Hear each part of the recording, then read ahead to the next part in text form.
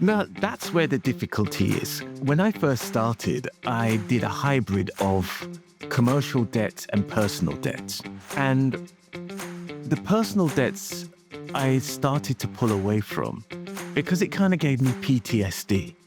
And I'll tell you the reason. Welcome back to the new F Word podcast, where we talk finances in business. I'm your host, Colin Hewitt, founder and CEO at Float. We're so glad to be back for season 3. And this season, we've got some great guests that are going to bring a ton of value. We'll be diving further into how fractional CFOs add value, what financial clarity actually looks like, and what systems and apps are leading the way. New guests, sharper conversations. Let's get into it. Hey, Clayton, it's really good to have you on the show. How are you doing? I'm doing very well. And yourself?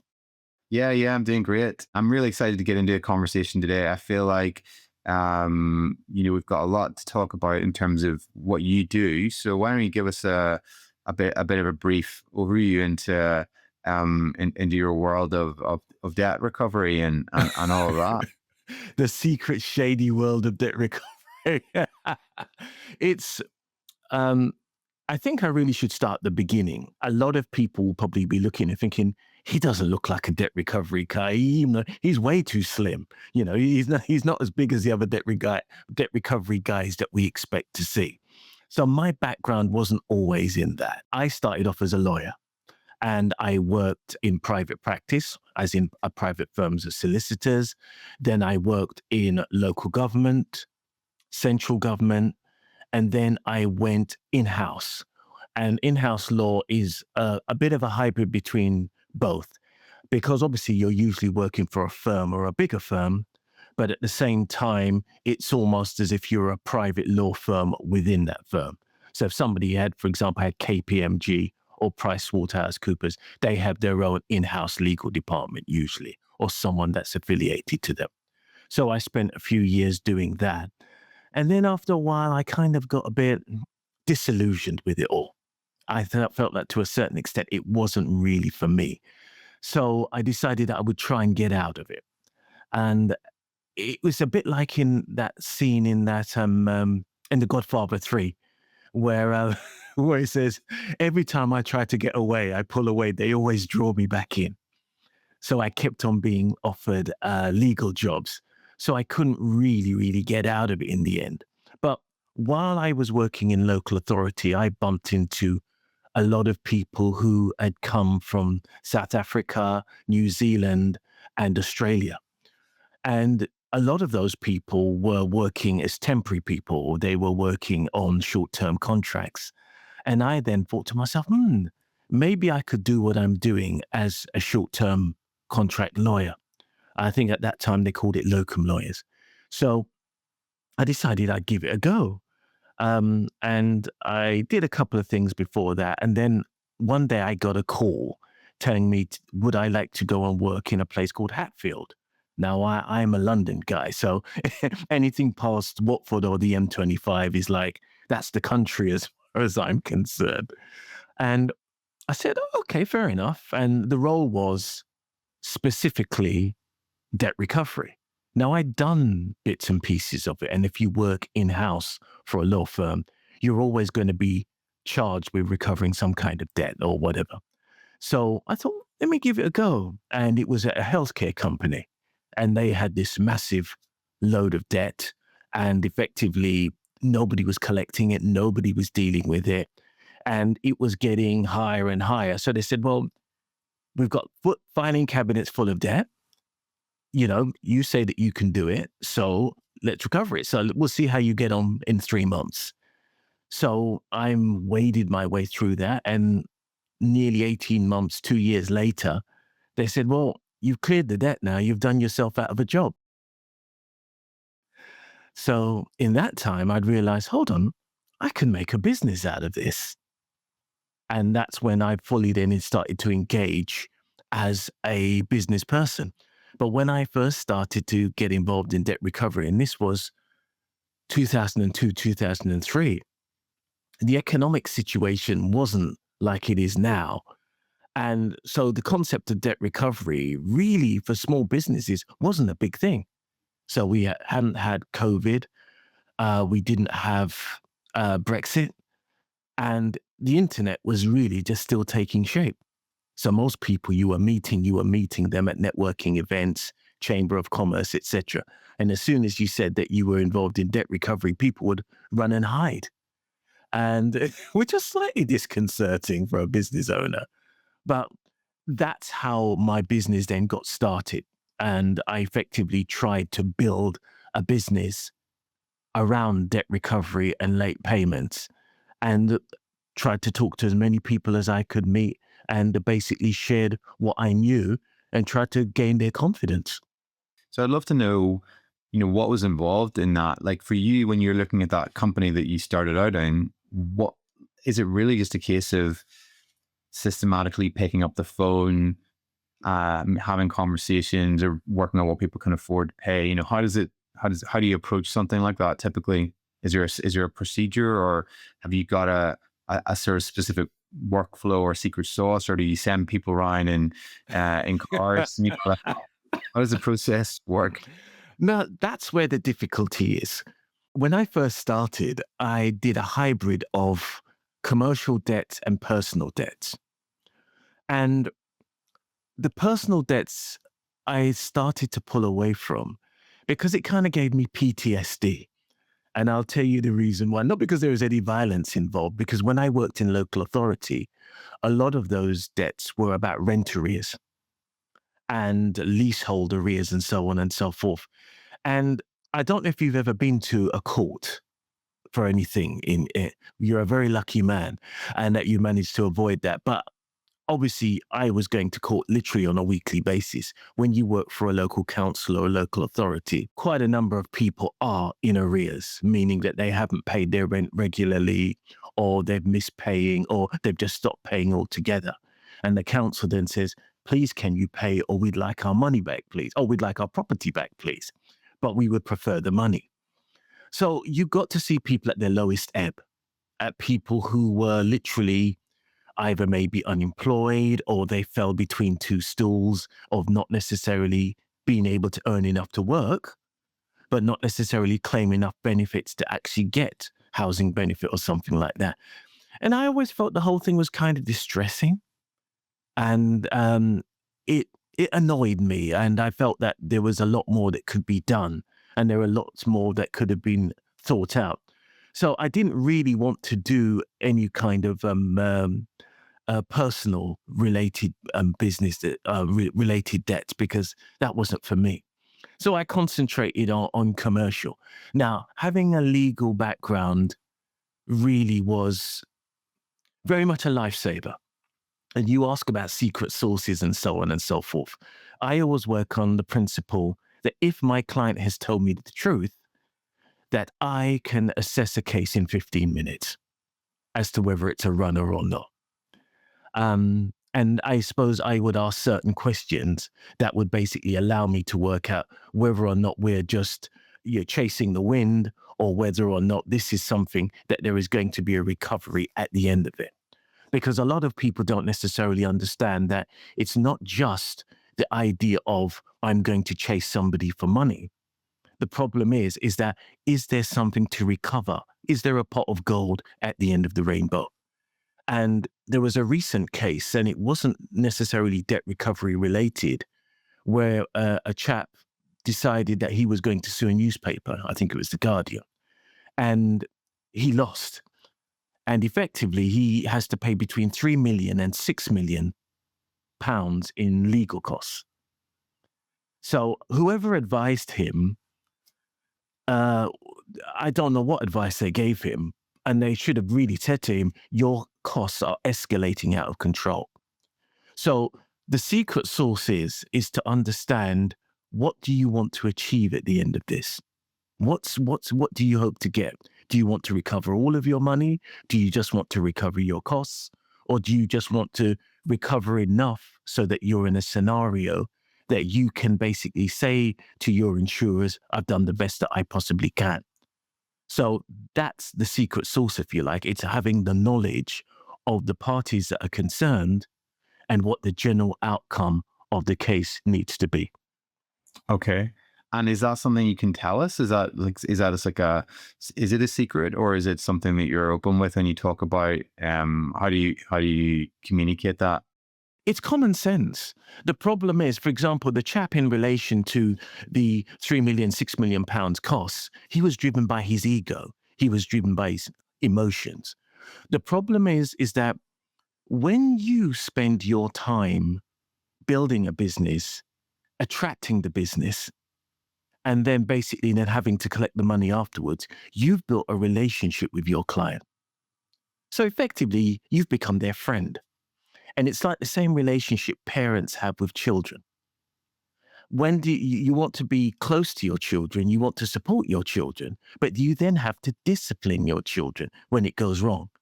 And somebody said this about Bruce Springsteen, and I think it was Miami Steve Van Zandt, his guitarist, said, Springsteen knows when to be the boss, but he knows when to be your friend.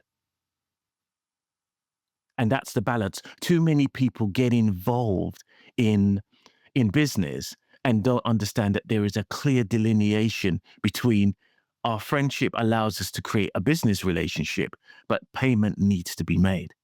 Yeah. And I Yeah. think that is really the secret sauce you want. It's common sense. For example, a lot of the way that men and women approach debt is very interesting. Women are much more assertive in saying, this man owes me money or this person owes me money. Whereas men tend to be like, oh, we're friends, we're buddies, we go golf together, I drink with him, he invited me to his stag night, and use that as a cover for not necessarily pursuing debt. And you'll also find that what men do as well is that they'll make excuses for other men in order to not be seen as if they're short of money or they're desperate. But I think you're bringing in, sometimes there's an element of bringing in a third party can sort of formalize the proceedings and makes people realize, okay, this is serious. Like this person has now, like it's no longer a friendship. It's actually something that needs to get resolved. Yeah, and that's where the escalation comes in. In some of your writings, you talk about ethical debt recovery. Tell us about that. Where's the ethical part? Ethical debt recovery is a very difficult concept for most people to understand because ethical and debt recovery seem to be so poles apart. And effectively, it's just a way of treating people well. It's not just assuming, I never assume that my client is 100% right. There have been many cases I've had where a client has told me 2/3 of the story, and I've gone to a debtor or a person who owes money, and I've said to them, well, this is how I've been told the story. What's your point of view? I've always worked on the principle that not everything that somebody tells you is the truth. They're just telling you their version. And what I try to establish is the version from the person who owes the money. Why are they in the position that they're in? Because all of it comes down to saving face. The person that owes money doesn't want to be seen as unable to pay. And the person that is owed the money doesn't want to be seen as desperate in order to chase it. So the ethics comes in understanding that basically you are not necessarily always right just because you have a client that is owed money. Your job is to establish the truth, whichever way it goes. And sometimes you can have a call with a debtor, and that can lead you to a situation where you think, my client's been lying to me. And are you brave enough as a person who's instructed to recover this debt to go back to your client and say, well, your debtor is saying something completely different. Please explain your position.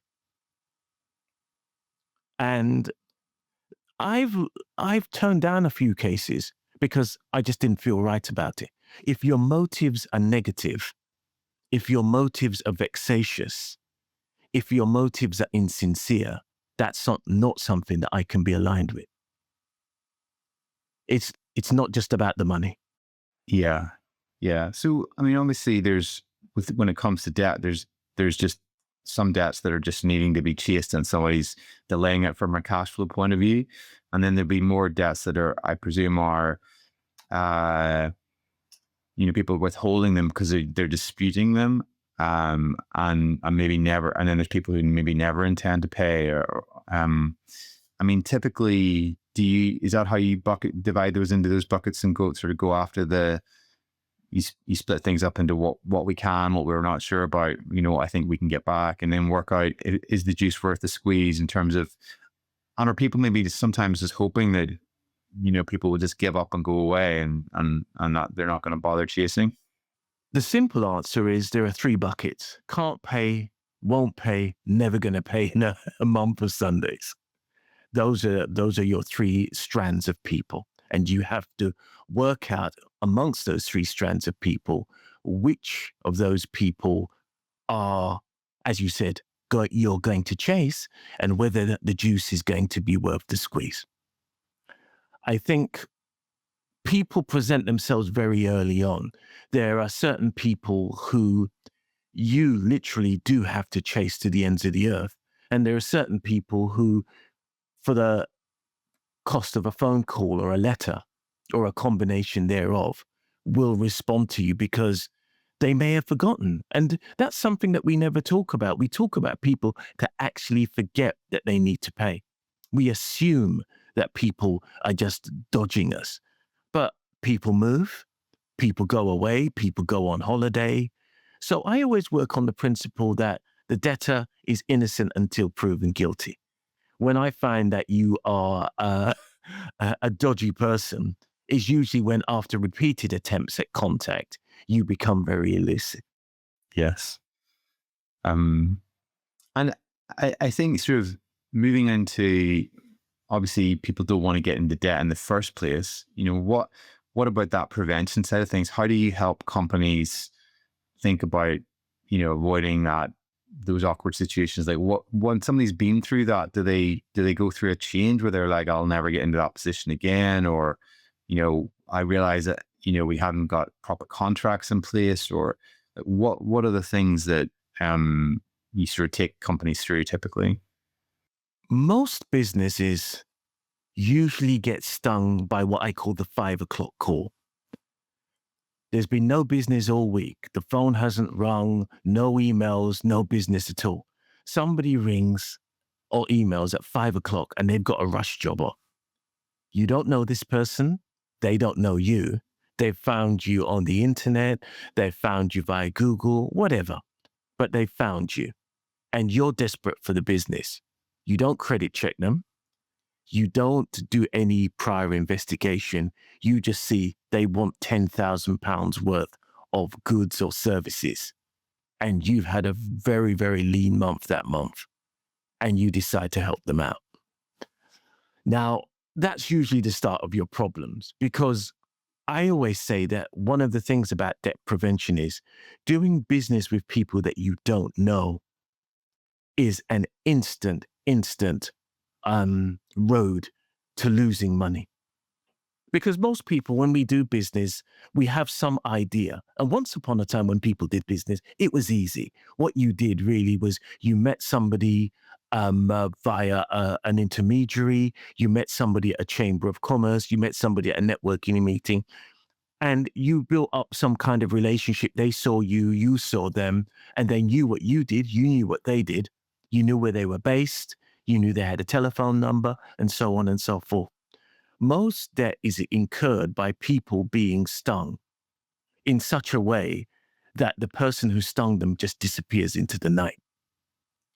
So you will tend to find that there are some businesses, what they'll do is they'll order stationery, they'll order furniture, they'll order all these different things from companies. And companies don't credit check, they don't do any background checks, they supply all of this stuff. And then in a matter of weeks, months, that company shut down and then they've moved on. And that business is stuck with a number of debts. Now, the problem is when you look at Companies House, you'll find that those companies haven't existed for a year. The directors keep changing. The address keeps changing. All of these things are signs. But because we want business and we're so desperate for business, what then happens is that we take on business that we shouldn't be taking on. And that's the first clue. Build relationships with people. Find out who they are on LinkedIn. Find out who they are at Companies House before you then start throwing your money around or basically offering goods and services which you can't afford to lose. Yeah. Yeah, makes a lot of sense. I know in my previous business, we had a couple of business companies that we started working with, and they came through, connections or contacts that we didn't think about it, and then they went bust. And we were a design agency, so we'd done a lot of work, and yeah, it's heartbreaking in some ways whenever you're hoping for a check that will make a big difference to covering your costs at the end of the month, and it's not going, you're not going to get it. Well, I remember many, many years ago, this has got to be 20 years ago. I had a lady coming onto the phone. She'd got a small business supplying hair care products and beauty products because she had been ripped off. I think at the time it was 10,000 Swiss francs. And she'd found me on Google as a local debt collector close to where the actual fraud had taken place. So she'd sent all of this stuff because she believed that she had a bank transfer or a bank draft, which turned out to be completely fake. And she just, even now I can still hear her crying. The distress that it caused her was absolutely horrific. But the fact is, unfortunately, when it comes to business, a lot of people get stung in this particular way. And another reason why this happens as well in terms of debt prevention is people leave things too long. I always say to people, if you haven't been paid in 90 days, there's a problem. Instant problem. There's no way you can get around that. But if somebody hasn't paid you in 90 days, they are experiencing problems. And you should then, the red flags should come out very, very quickly, instantly. And I think I always say to businesses, especially when they want to work with us or they want to instruct us, find out all the cases that you've got are over 90 days. Because those are the ones that we're going to have problems. So people come to me with cases that are years old. Literally years old. Oh, this is 2 years old. And I say, you're lucky he's still alive. Yeah. Wow. But it happens. And that's the nature of business. It's the nature of the work that we're involved in. Everybody now expects credit. And a lady got onto an internet. She got onto, I think she was on LinkedIn. And she said, credit isn't a given. But I think she didn't seem to understand that everybody expects you to give them credit. Everybody expects you to work on that principle. And if you don't give credit, you very likely won't get any work that's coming in. Yeah.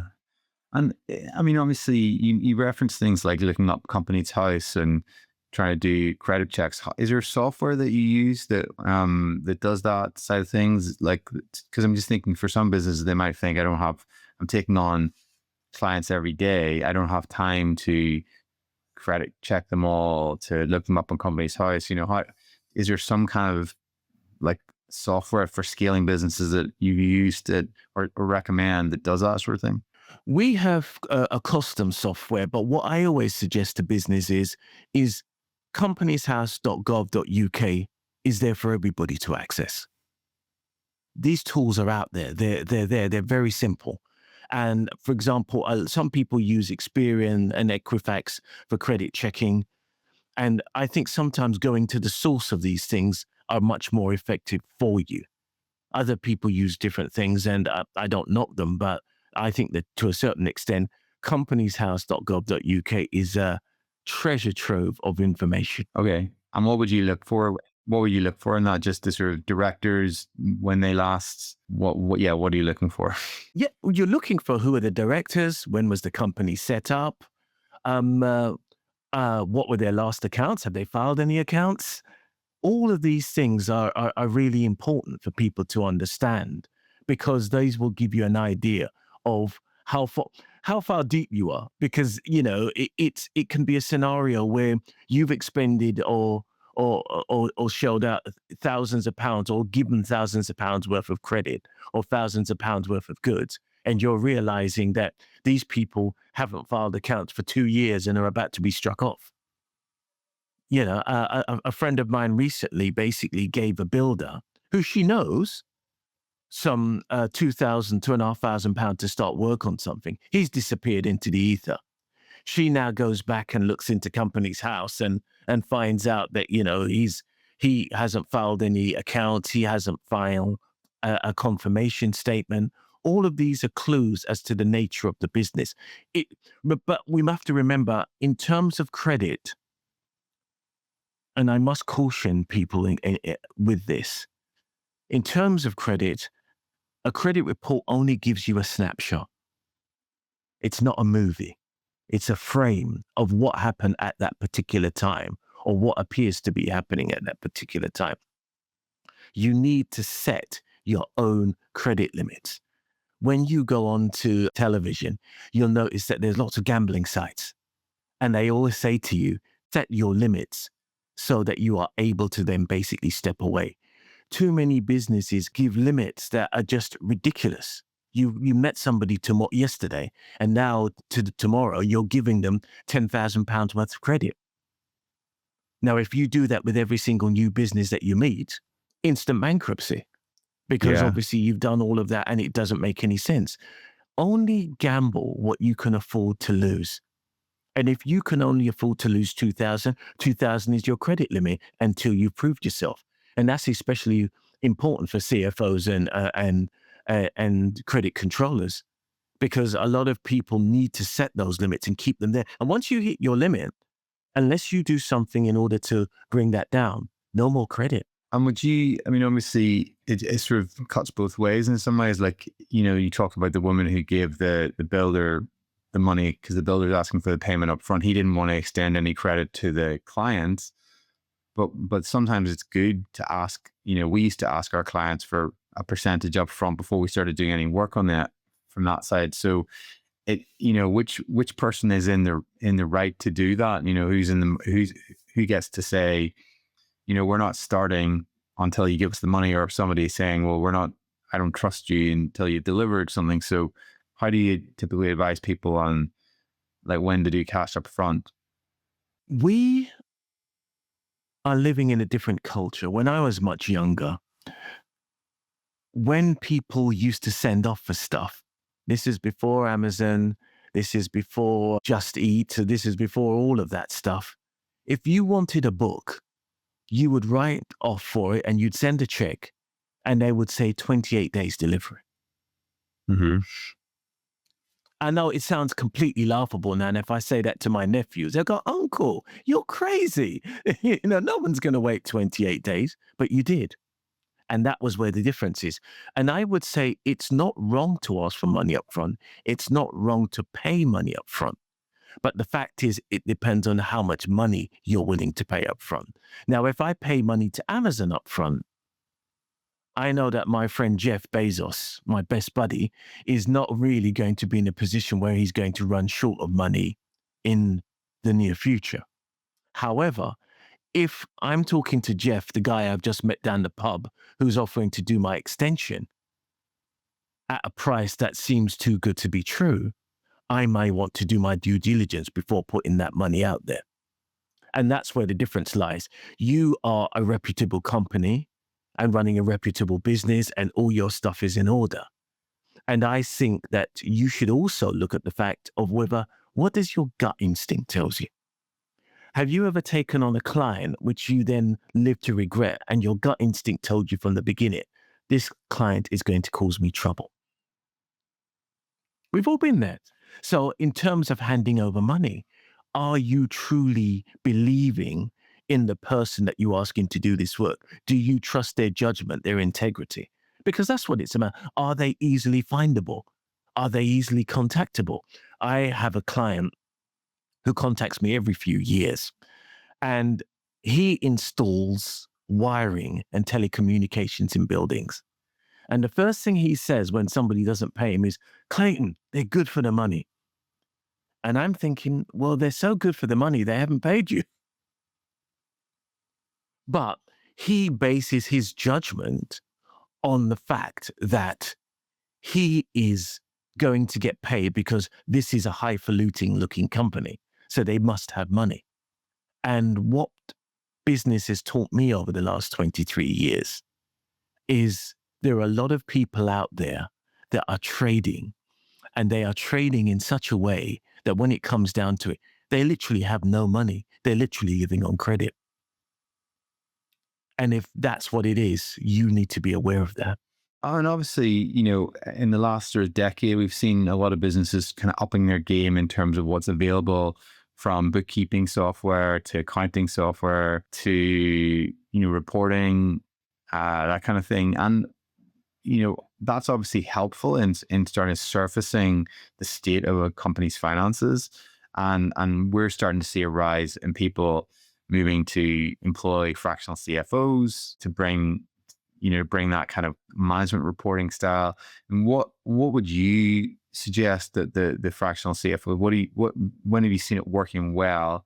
Like, what's the role of the fractional CFO? Does this fractional CFO hopefully keep you out of a job in terms of they're on that side of things? Or are you brought in sometimes by those fractional CFOs when they recognize there's a problem and say, we need you to sort of come in and help us to chase some of this bad debt? In the first instance, debt recovery never goes out of fashion. There's always somebody somewhere who owes money to someone else. So we're always going to be there in the background. Fractional CFOs can be very helpful insofar as they can look at trends, look at behaviors in companies, and then actually give them a plan as to how to avoid most of their debt. But people sometimes think that just by creating a set of letters or a set of reminders, that's instantly going to stop your debt. That's nonsense. There are people who you can send them 1,000,001 reminders will never, ever pay you. Simple as that. So a fractional CFO can be really good in terms of they can create an environment where the information that's presented to us as debt recovery people is good quality information, insofar that there are good contracts, good terms of agreement, good quality invoices, good quality information as to the nature of the company, where it resides, the telephone numbers, contact details. Because most people contact us with, it's got better now, but a lot of the time when we first started, it was spent actually finding out who the person was that our client was actually dealing with. Because people didn't know, they would assume that it was this person and that they were a sole trader, where they're in fact a limited company. And I don't know if you know, if you sue the wrong person, you end up with the wrong result. So, for example, my friend who's dealing with the builder, she's thinking about suing him as an individual, but he's trading with her as a company. Now she's gone to ChatGPT, and ChatGPT has told her to sue him as an individual. But the fact is, if that claim gets defended, he's going to say, guess what? I may be the principal person in that company, but I am not a sole trader. You're dealing with the company. Take my name off. So those are the little intricacies that a CFO can help corral that information together. They can ensure that there have been the appropriate letters sent and the appropriate reminders, but it doesn't stop somebody who's having a temporary cash flow problem, or somebody who waits until the red letter or the pre-action letter that I would send. Yeah, yeah. And what's your ideal scenario in terms of how do you see the relationship between proactive debt management and fractional finance leadership evolving for the SMEs over the next 5 years? Like, how do you see, where's it going? Where would you like to see it get to? Is it always going to be just a ongoing conversation? Is it better technology? Is it better bookkeeping? Is it better, better understanding, better credit term? Like, where would you like to see if we're moving towards something where companies are actually getting better at this, how does it evolve? Making tax digital is coming, whether people like it or not. At some point, HMRC is going to have access to everybody's accounts. They've already said it already that they are going to have access, or they already have access to people's bank accounts. As far as I was concerned, there was always a way that they could do that, but they've never really implemented it. But now that's something that they're going to be doing. So with that in mind, we then now have to look at the idea that whereas once upon a time you would see your accountant or bookkeeper maybe once a year, you'd give them a sack of receipts, or they would be able to then basically piece together what you did through the year and said A+ for good, F for fail. Now this is an ongoing conversation. A fractional CFO can be brought in at any point, and because everything should be in a position where it's not on a spreadsheet, it's in the cloud somewhere.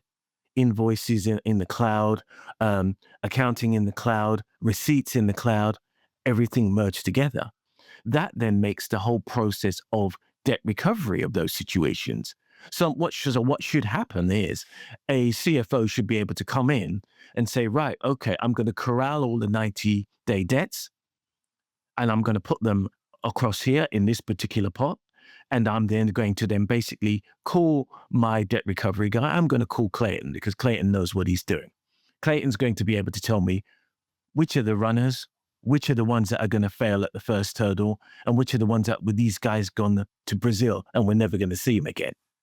How can we get those things together?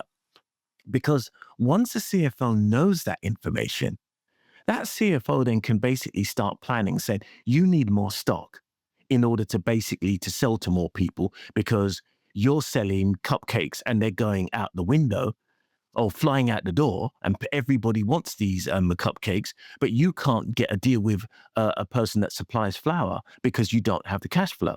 And you don't have the cash flow because you are literally sitting on a bag of debts or a bunch of debts, which is actually a bag of money, which you can't set free because nobody's looking at it.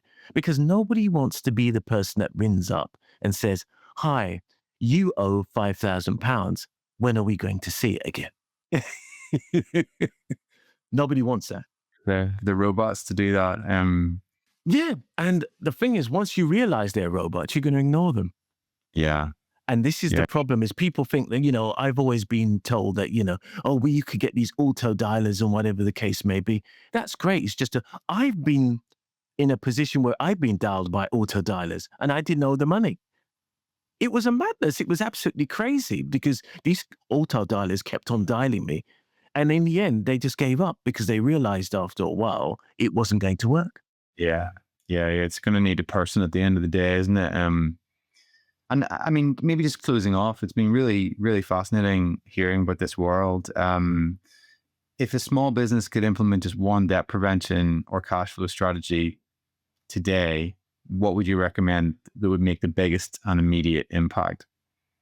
I have to give two, and I'm going to give two because they're important. Number one, if you can get money up front that covers your costs.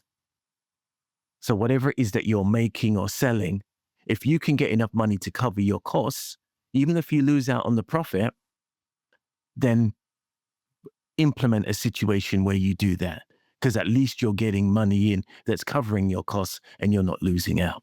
That would be the first thing that I would do. But the most important thing to do is you have money sitting in your invoices. Pretend those invoices aren't white sheets of paper with print on it. Pretend that you can see dollars, yen, pounds, whatever your currency denomination is, because that's what those amount to once they can be turned into that. Imagine you're dipping them in a bowl of water. When they come out again, they're turning into the currency of your local area. If you can do that and actually get those things done, you can find yourself with a whole lot more money than you do, and not necessarily relying on the fact that it's going to come to us at some point. The money's there, But the fact is, unless you find strategies to extract it, or at least employ people that can work with you, that money will always be stuck in your business until your business collapses. Yeah, that makes a lot of sense. Clayton, thanks so much. It's been great chatting to you. And you've got a podcast as well that people can hear you more. Indeed, yes. We've got a podcast called The Cash Flow Show, where we have interviews not too dissimilar to this, where we talk to CFOs, we talk to CEOs, we talk to founders about exactly what they've done in their business, how they started, how they're growing their business, and also finding about them and their personality and what they like to do in their spare time. So that's an interesting one. And hopefully when you get a spare chance, you'll be able to join us on that one. Great. We'll make sure we link to that in the notes. But yeah, thanks again and wish you all the best. Thank you very much. I really appreciate you having me on. And I hope that this gives at least some clarity for a lot of people who are worrying about chasing late payments and debt recovery. It's not a sin. You're in business and you're in business to get paid. And if you can work with people that can help you, then embrace that. It's the future. Thank you, Clayton. You're welcome. Take care. Thanks for tuning in to another episode of The New F Word. I hope you enjoyed it. Remember, expert financial advice shouldn't be limited to those with just big budgets. You can access the same level of advice for a fraction of the costs thanks to this fractional revolution. I believe that every growing business needs to know how much a game changer this can be. So if you loved the episode, please consider subscribing to the show. It'll help us keep doing what we're passionate about, and feel free to share this episode with others who might find it useful. Finally, we'd love to hear your thoughts. Feel free to connect with us on LinkedIn. See you in the next one.